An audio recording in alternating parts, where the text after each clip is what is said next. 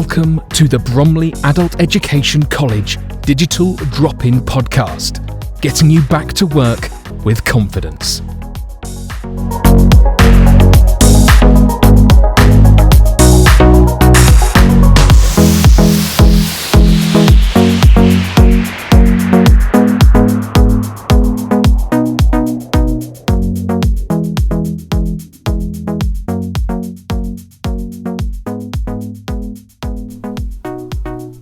Hello, I'm Jill Collier and welcome to episode 20 of the Digital Drop-In Podcast. Today I'm joined by Rebecca Jones, who has had a change of career. Rebecca was working for a large sort of retail chain, and for whatever reasons she's moved over now to still serving customers, patients. She's moved over to working for a doctor's surgery. So, hello Rebecca. Hello Jill. Thank you very much for your time. That's okay. So, how long were you working in the retail business for? I don't know whether your last job was your only job in retail or whether you've got a history of retail. I'm not sure. Yeah. So all in all, probably spread over several years, probably 8 years, maybe even 10 years. Right. There were gaps in between, but in the last job I worked in retail, I was there for just over 2 years. 2 years. What is the good and the bad and the ugly of working in retail then, and why did you move? So what did you like and dislike? I liked the variety of it because no one day is ever the same. There's several jobs within the day that needs doing. That changes seasonally as well, for like Christmas, Easter, summer. So when you winter. say several jobs, as in? So you might be on the till, right, stacking shelves, checking stock. And how does that change seasonally then? So you'd have to do a change of shop layout. Oh, I see. So for summer it would be suntan lotions. Right, the stock is changing. Yeah. Right. And then yes. Christmas, obviously that's a really busy period. Yes. Better when you're busy or when you're quiet? It depends what you're doing. If you're on the till, you want it busy. If you're doing the store layout, you want it a bit more quieter so you don't get too many interruptions, so you don't lose your sort of train of thought. Yes. Because some of those plans are printed really tiny. Are they? So there's no sort of artistic representation from you. You're given a plan. You are given a plan, but sometimes they might leave a bit of artistic license. But right. Most of the bigger retailers, each store is given a plan dependent on what market you're aimed at. So you could be the same chain, but each store might be targeting a different audience. Oh, so it's not a case that you want people to think, when I walk in, I know, I don't know, deodorants are going to be on the left and I know I'm going to go up to, it's not that, it's that it would target different... Yes, so for the company I worked for, they had, the bigger stores were called destination stores. So they would have the more luxurious items at the front of the store and the more basic needs nearer the back of the store. So when you come in, you're like, wow, this is nice, pretty. Right. And so they're targeting that market for maybe the bigger ticket items. So right. They would be at the front, be all sparkly and exciting. But then if you was a family store, then you may well have the offers for your deodorants, bath stuff at the front right. of the store. Generally they follow a similar layout, but what audience they're targeting is how they're laid out. Right, okay. Yeah, because I was kind of thinking with supermarket chains, you almost know the minute you get in, the first thing you're going to get to, or maybe it's just me, I think fruit and vegetables. Yes, yeah. I think almost anyone I go into, I see the fruit and veg first. Yeah. Whereas I think you're saying with other retail, it may well vary depending on the audience. Yeah. So would you call a family store something like Orpington High Street, would that come under family? Yes. And Oxford Street in London? Destination. Yeah. Right, okay. So that's their bigger like flagship stores. Because realistically, you tend to do your shopping for your bits and bobs locally, don't Yes, you, I guess? yeah. And you only go in for larger, I don't know, if you're working in London, you probably might. So I think they sort of have in, for example, Blue Water, they might have more tanning products than you would in Orpington. Right. Because then you've got the Saturday shoppers, so you've got a different age demographic. Right, yes. So you'd have more tanning, maybe more makeup, etc. So it's kind of, it's interesting how these business models have been worked out really, but it's obviously tried and tested. They know what they're doing. Yeah. Right. Yeah. So you were there for a couple of years. Yeah. And what prompted you to want to move away from that, or did you not want to? Just an opportunity it presented itself? I did want to move away from it. I liked it, and definitely in retail there is definitely room to progress, and the company I worked for definitely encouraged that. Oh, that's good. But long hours, bank holidays, Christmas, etc., and also standing for long periods of time. Slightly older now, so I didn't want to do the standing so much, but I did want to still be customer facing, customer service. So that's when I started looking for other jobs that involved working with people. So you did think it through quite carefully then? Yes, yeah. Right. And did you shortlist jobs that you thought might be of interest, or you just were looking online or whatever? No, I did narrow it right down because... Do you have any examples of things you were looking for, or...? So sitting down, dealing with the public, and something that made a bit of a difference to the community. Oh, right. Where you could sort of feel that though the job was basic, that you was helping in the community. Okay, so yes, that's so it was sort of something like library. I did think about going back into pharmacy, but that again is sanding and retail hours, which they've expanded them greatly now. Like Tesco's open till 10 o'clock, the pharmacy there. I know. So I didn't want to go. It might even be 10:30 yeah, actually. so I didn't want to go back into that. So so I'd narrowed it right down, and to what experience I'd had previously. Right. So did you apply for many jobs? I did, yes. Roughly number, 5, 10, 20? Probably about 15. 15, right. And so for one, I got an interview and was accepted, but I turned it down because it became apparent going through the process that it wasn't as they said it was going to be. So I turned that down, and then all the others were just coming back saying, "We've had so many applicants, you was unsuccessful this time." Do you trust your gut? If you something doesn't feel quite right, do you think, no, I do, I'll walk away? Definitely. And in this situation, as I said, I'm getting a bit older, so it had to be the right move. Yes. So I liked the job that I was in. It was more thinking along to the future that I wanted to leave it, so I wasn't just going to jump ship. No. I liked the people I worked with, liked the job, etc. So I had to really think, no, that's not the job for me. And if you applied, let's say for 15 as a round number, and you got an interview for one, and then maybe 10, 12, 13, instant dismissal. Yes. Too many applicants. Yeah. How does that make you feel?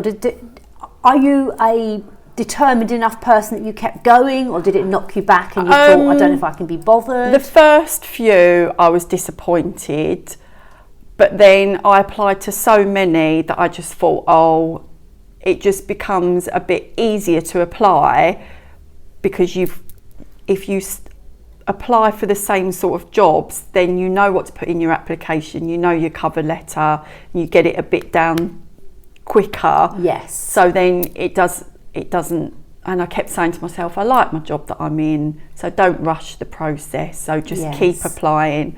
And then I got to the point where I'd applied to so many that I did think, right, I'm going to stop applying for the time being, plod along for a little bit longer. And then this interview, then one of them got back to me with... Amazing. Yeah.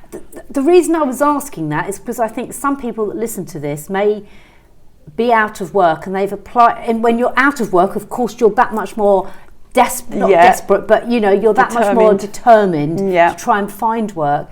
And sometimes 15 rejections on the one after another can be quite demotivating. So it can, but I would say definitely don't take it personally. I think there's so many people out there applying for jobs that you've just got to think they may have had so many applicants that they might have not even read your CV. You're absolutely right. So I think really try not to take it personally. That's a very, very pertinent thing to say, and extremely accurate, that you can't take it personally. No. It is just a numbers game, and if you keep going at it, eventually, and as I always say, even if you only get an interview is good experience. Definitely. Even if you crumble in that interview, it gives you that experience, and then you can take something away from that and thinking, oh, I didn't do so well in that question, because most interviews do follow the same pattern of what they ask you. They follow the same, but they're still all so different by the people that interview, the size of the company. There's so many variables. I would say on the confidence thing, also, if you go for an interview and you don't get the job, again, don't take it personally, because I think sometimes if the interviewer is not very good at interviewing, then they don't get the best out of you. That's a very fair comment, yes. And then you can't sell yourself as well, because maybe they're not asking you the right questions. Yes. And in small companies, the person doing the interviewing, they may not be trained on how to interview. Yes. They might do one interview or replace one job every 5 years. So it's asking a lot of them as well, isn't it? Yeah. So yes, you're quite right that there has to be a good technique by the interviewer in the first place. Yeah. Other places it can be overwhelming, because you might have somebody from HR, somebody from the department you're going to be joining, somebody that's there for kind of fairness, and you've got all these faces looking at you, and that's a very different experience. So,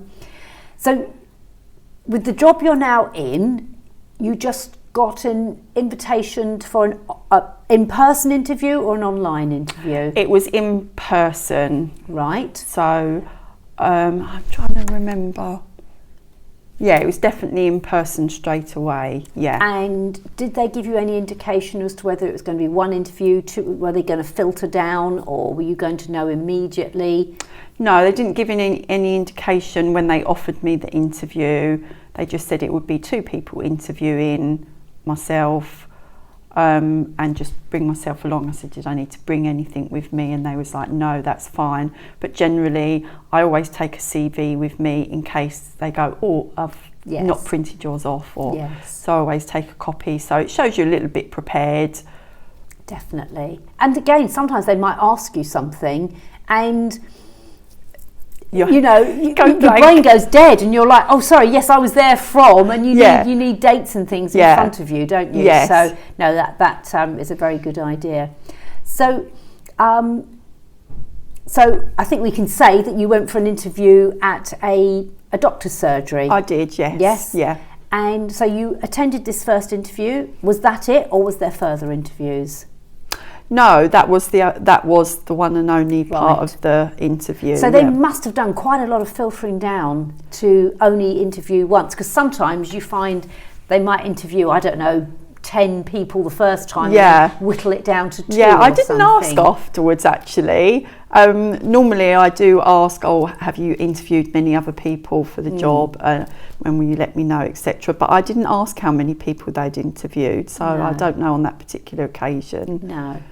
Well, that's great then. So how long was the timescale from the interview to them saying you were the successful candidate? They called me the next day. Oh, really? Yeah. Well, you must have impressed them, Rebecca. Yeah, they did. Yeah, they called me the next day in the morning, said we'd very much like to offer you the job. And perfect. And what was were they guided by your notice period, or did they tell you when they wanted you to join? No, they was guided by my notice period, which they asked in the interview, what is your notice period? I said 4 weeks. I said if they was particularly pushed for somebody and needed me before that, I could probably negotiate that, because I was not leaving on bad terms with the other job. So I said they may well be flexible, but they said no, that's fine, 4 weeks, we'll stick with that. Yes. So that's what happened. Perfect. So you've now gone in for your first day. Yep. Was there any training offered to you on their computer system, or yes, did they give you an idea of what you'd be doing? How did it all work? Day one as a new girl is, well, I find it quite daunting, or do you find it exciting? I don't know. A bit of both, really. Yes. So training definitely was offered, because it was established in the interview that I'd not used the system that they used before. And obviously being on the computer course, not particularly au fait with computers, so I explained all that, and I explained I was doing the course. They liked that, so they said there was no worries for the computers, because it's a particular system, they'll be able to do all the training. They bring someone in for a couple of hours who sits with you one-on-one to use the system, leave you notes, etc. And then this particular surgery then buddies you up with somebody each time you're in to help you with your training. So you do observing for the first week, and then you do the work and someone's sitting with you. Gosh, well, that's good that they are so thoughtful to do that. And you're absolutely right. Almost all GP surgeries use the same software. Yes, yeah.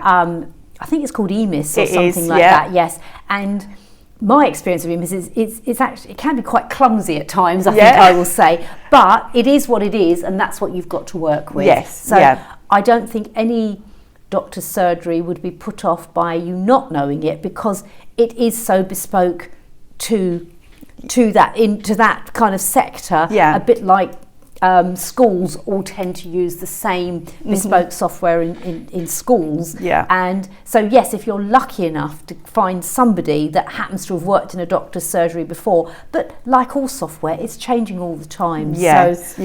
And different places use it slightly differently, so I think working from a blank sheet is not a problem.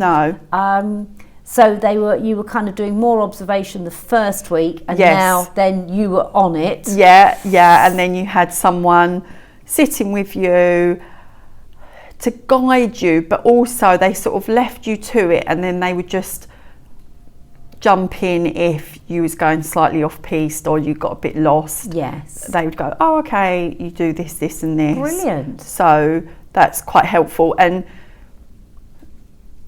you have so many varied queries coming in that even people that work there years and years still are asking questions, because you get real obscure queries come in. So that's good. So you don't feel too awkward that you're asking lots of questions, because people asking questions all the time. Yes. No, that's interesting. So what does the day, I know one day would be the same as another, but what does a day look like working in a doctor's surgery? If one of our listeners saw an advert to go and work in a doctor's surgery, what could they expect? I mean, do you do any reception, or is it all back office? I don't know. No, so this particular surgery rotates you because you need that sort of, not break, but just change of direction, because otherwise it can be quite full on. So we do reception, back office and admin. Right. So you sort of rotate through the three on your shift, so it depends. And what is the full on, the reception? Or it can be either the reception or the phones. Right. Oh yes. Again, I thought that was part and parcel, but the phones is separate to the. Right. Okay. So when at this particular surgery, when you're on reception, you don't answer the phone, because you have enough people coming through the door that you wouldn't be able to then deal with the phone, because lucky you, my GP surgery still doesn't let people through the door unless so you still have a lot of people coming through the door. So when you're on reception, you deal with the people coming through the door, and you also deal with the prescriptions ordering people's repeat prescriptions. Right. And then when you're on the phones, you will do phones and admin in between answering calls.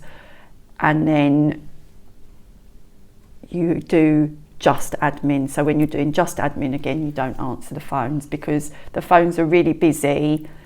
And to do admin and answer the phones, it would be too much. Yeah. You'd get a bit lost in what you're doing. Well, you could potentially make a mistake, couldn't you, on the admin side. Yeah. I would think you need to have a clear head, quite focused, making sure you're putting the right things in the right places. Yeah.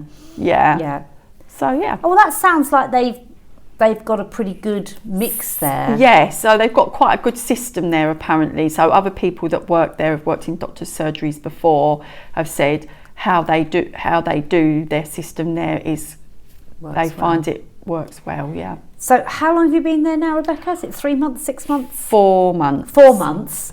How long would you say it takes to settle in from leaving one job to being comfortable in your job now? So I'm comfortable now. I would say to feel comfortable, a month. Right. And I think that's any job, because I think you've got to establish your routine there. The team have got to accept you, get used to you.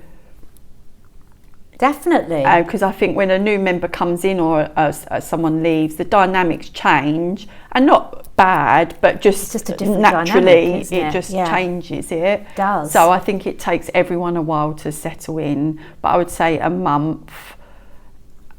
But they did tell me when I started the job that in this particular job as a doctor's receptionist, that it takes 6 months to a year to really establish yourself and know what you're doing. Right. Well, no, that's lovely that they accept that, isn't it?